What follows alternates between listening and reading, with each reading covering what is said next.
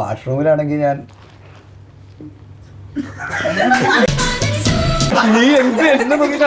ഇല്ലടാ, നമ്മൾ ഒരുമിച്ചല്ലായിരുന്നു വാഷ്റൂമിൽ. അല്ല മൂത്രമൊഴിക്കാൻ വേണ്ടിട്ട് അന്നേരം അങ്ങനെയാണ് ഞാൻ എന്താ ഇയാളെന്തണത്? മട്ടൻ ബിരിയാണി. ഓ, ഇപ്പോഴും ആ രുചി എന്റെ വായിന്ന് പോയിട്ടില്ല. വൃത്തികെട്ട ഡയലോഗ്. യഥാർത്ഥ ജീവിതത്തിൽ ആരെങ്കിലും അങ്ങനെ സംസാരിക്കൂ?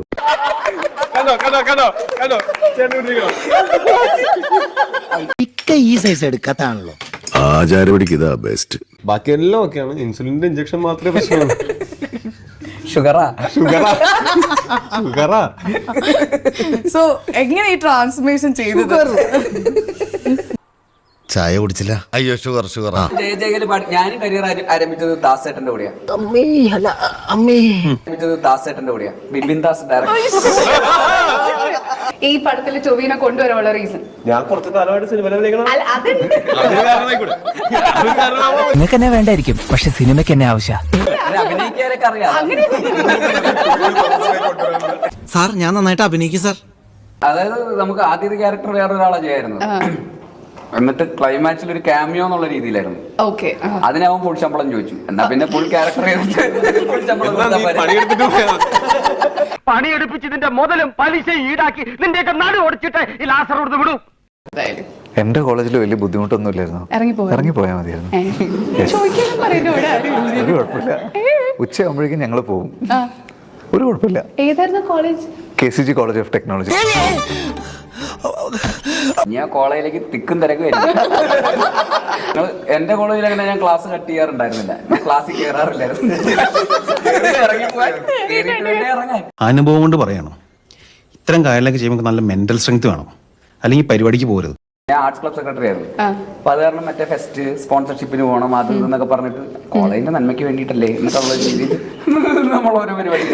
അതെ ആ മുഖത്ത് എഴുതി വെച്ചിട്ടുണ്ട്. നിങ്ങൾക്ക് ഉള്ള ഒരു ഹിഡൻ ടാലന്റ് ഭയങ്കര യൂസ്ലെസ് ആണ്. അങ്ങനത്തെ ഒരു ടാലന്റ് പറഞ്ഞു. എനിക്ക് ചെവി അനക്കാൻ പറ്റും. കാണിച്ചേ ശരിയാട്ടോ. ഭയങ്കര വിളിക്കാത്തോണ്ടാണോ അതോ? പാഴാറ്റൂല, വിളിച്ചില്ല.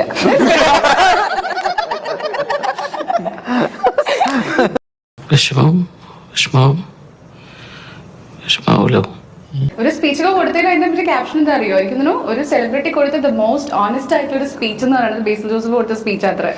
ആ ലെവലിലെ ആൾക്കാർ പറയുന്നു. നമുക്ക് അതിന്റെ പേരിൽ ഒരു 2 മിനിറ്റ് മൗനം.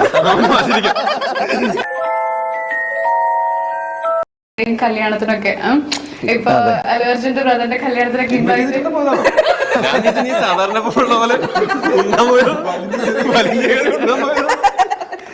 നീ പഴയ അംബുജാക്ഷൻ തന്നെയാണ്, പക്ഷേ ഞാൻ പഴയ കുട്ടി ശങ്കരനല്ല. ശങ്കർദാസ്, കോടീശ്വരനായ ശങ്കർദാസ്. ബേസിൽ അതിലൊരു കോളേജ് സ്റ്റുഡന്റിന്റെ ക്യാരക്ടർ ചെയ്യുന്നു എന്നൊക്കെ പറഞ്ഞു. എനിക്ക് മനസ്സിലായി, ഞാൻ മാഷാന്ന്